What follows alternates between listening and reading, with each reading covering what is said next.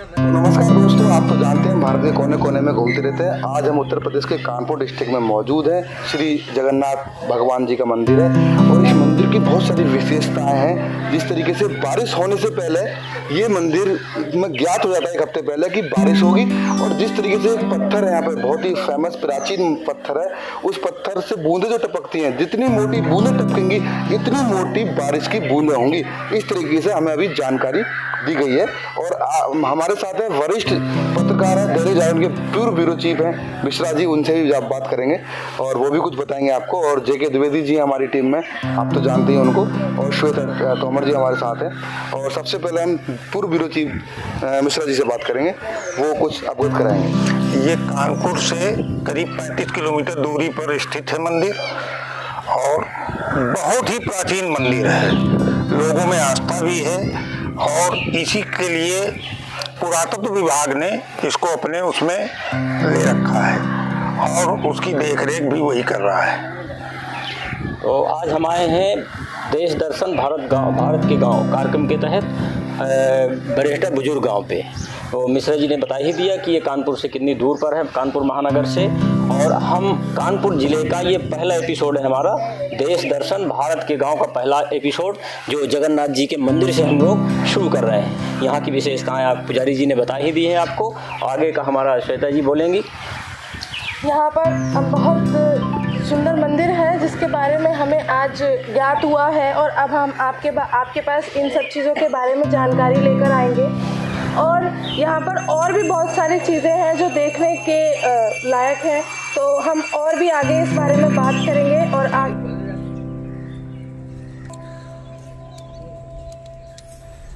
नमस्कार दर्शकों, आज हम आपको उत्तर प्रदेश के कानपुर में बहेटा बुजुर्ग गांव में स्थित श्री भगवान जगन्नाथ के मंदिर में दर्शन कराएंगे। यह मंदिर एक सप्ताह पहले ही बारिश की सूचना दे देता है। छत पर लगे पत्थर से टपकने लगती हैं बूंदें। कई हजार साल पुरानी है भगवान जगन्नाथ की मूर्ति। आइए दर्शन करें।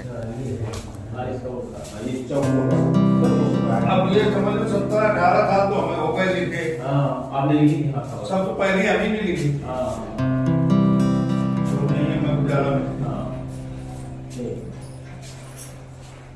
आइए देखिए ना, तो बगैर डिजाइन का ये चौकोर वाला स्क्वायर में जो पत्थर है। आचार्य जी हैं, उनसे जानकारी लेंगे हम जी से कि इस मंदिर की बहुत विशेषता हमने सुनी है, पूरे भारत में मशहूर है। तो क्या विशेषता बताना चाहेंगे हमारे दर्शकों को मीडिया दर्शकों के माध्यम से? पहली बात तो ये मानसून मंदिर के नाम से प्रसिद्ध है और ये जगन्नाथ जी का प्राचीनतम मंदिर है। ये आपकी जो उड़ीसा के जगन्नाथपुरी से प्राचीन है। पहले आप ये देखेंगे, ये जो छत में लगा हुआ स्क्वायर में पत्थर है, यही मानसून पत्थर है। जैसे ही मानसून बनता है ये वैसे ही पसीज के टपकने लगता है, और ये तब तक टपकता है जब तक बरसात नहीं होती। जैसे ही बरसात शुरू हो जाती है तो ये सूख जाता है, फिर इस पे बूंदें नहीं दिखाई देती। अच्छा, और इसकी मेन खासियत ये है कि जिस प्रकार की बरसात होनी होगी उसी प्रकार से बूंदें आएंगी। यदि इसके संपूर्ण पत्थर में शुरू से बूंदें आ जाती हैं तो शुरू आषाढ़ महीने से अच्छी बरसात होगी, इतनी बाढ़ भी आ सकती है। यदि इसके संपूर्ण पत्थर पे बूंदें नहीं आती हैं, किनारे किनारे बॉर्डर पे बूंदें आती हैं, फिर 8-10 रोज बाद संपूर्ण पत्थर पे बूंदें आती हैं, तो भी लेट अच्छी बरसात। इसके मतलब कि भादों या कुंवार में ऐसी बरसात हो सकती है कि बाढ़ आ सकती है। यदि इसके एक कोने में बूंदें आती हैं, जैसे इस बार से कोने में बूंदें आती हैं, तो फिर नॉर्मल बरसात होती है। फिर कभी बरसात होगी, कभी बरसात नहीं होगी।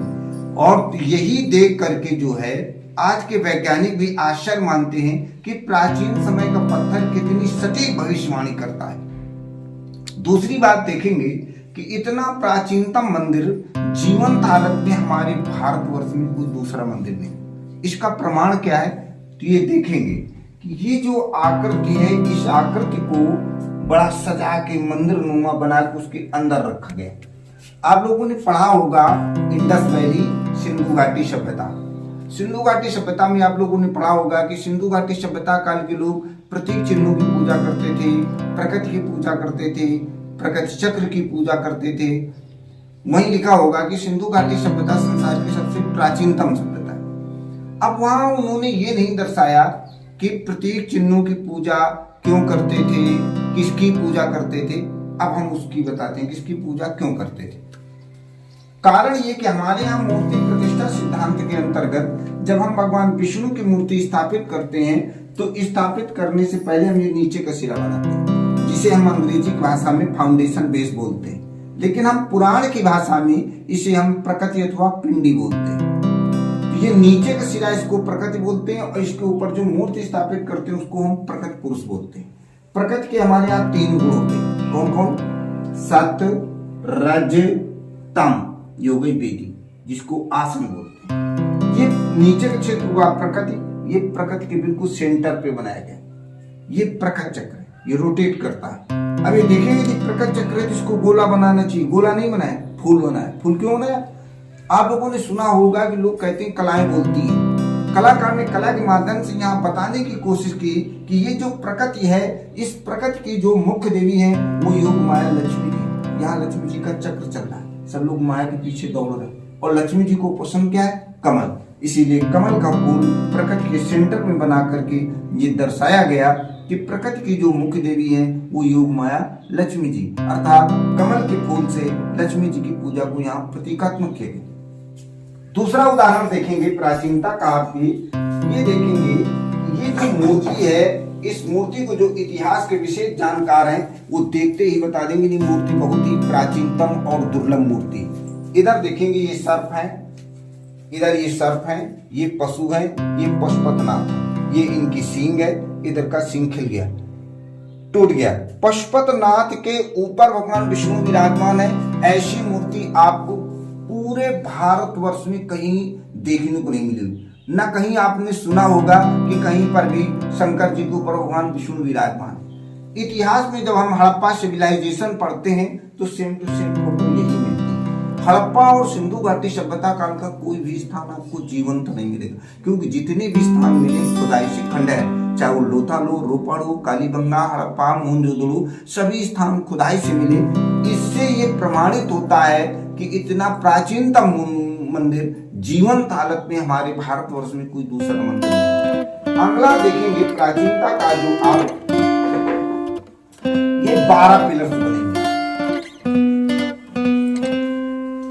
जब हम राजा शिवी का इतिहास पढ़ते हैं, कबूतर वाले राजा शिवी का, कि एक तरफ तराजू में कबूतर, दूसरी तरफ अपना मांस काट के रखते गए, तो ये 12 दुआरी जो है ये राजा शिवी के जमाने में बनती थी। ये सब पहले खंभों के बीच में जगह होती थी, ओपन होता था, लेकिन जैसे जैसे राजा आते गए इसको कवर कर दिया गया, ढक दिया गया। अब हम ध्यान देंगे कि राजा शिवी कौन हुए? राजा शिवी पुरुवंश में यानी चंद्रवंश में दुष्यंत और शकुंतला से बहुत पहले हुई। दुष्यंत और शकुंतला के बहुत बाद महाभारत हुई। महाभारत के बाद उड़ीसा की जगन्नाथपुरी बनी। तो ये 12 खंबे जो हैं ये प्रमाणित करते हैं कि ये जो मंदिर उड़ीसा की जगन्नाथपुरी से प्राचीनतम है, अर्थात महाभारत से बहुत पहले का है। दूसरा आप उदाहरण देखेंगे कि ये मंदिर टोटल पत्थरों का बना हुआ है, इसमें कोई ईंट का काम नहीं है।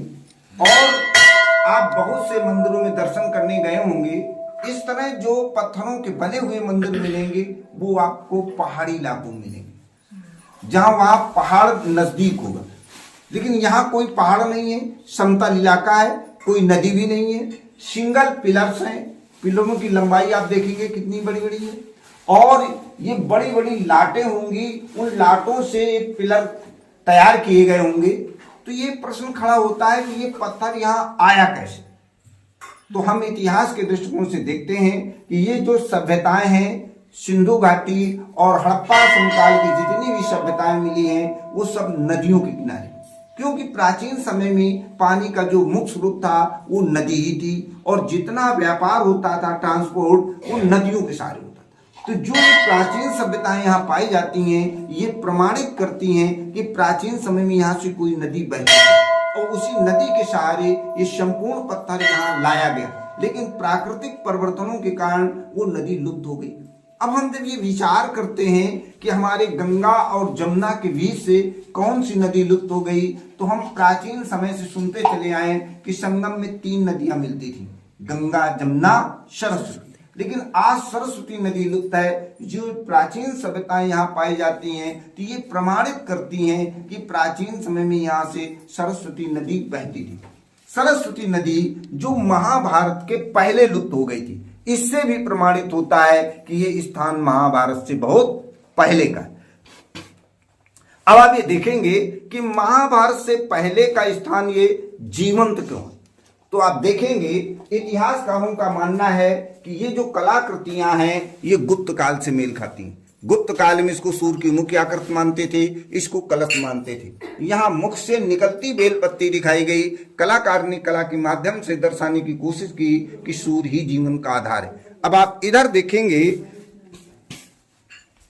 कि ये जो आकृति है, ये आकृति चंद्रगुप्त मौर्य के समय के जो सिक्के मिलते हैं उसमें आकृति मिलती है। इसके मतलब चंद्रगुप्त मौर्य के समय भी काम हुआ। आप जैसे ही इधर आए, जैसे आप आइए, ये जो मूर्ति है ये सूर्य मूर्ति है। इतिहासकारों का मानना है कि ये जो सूर्य की मूर्तियां हैं वो ईसा मसीह के जन्म से 2 सदी पूर्व बनती थी। उसके बाद सूर्य की मूर्तियों का बनना ही बंद हो गया है, फिर शैव धर्म आ गया।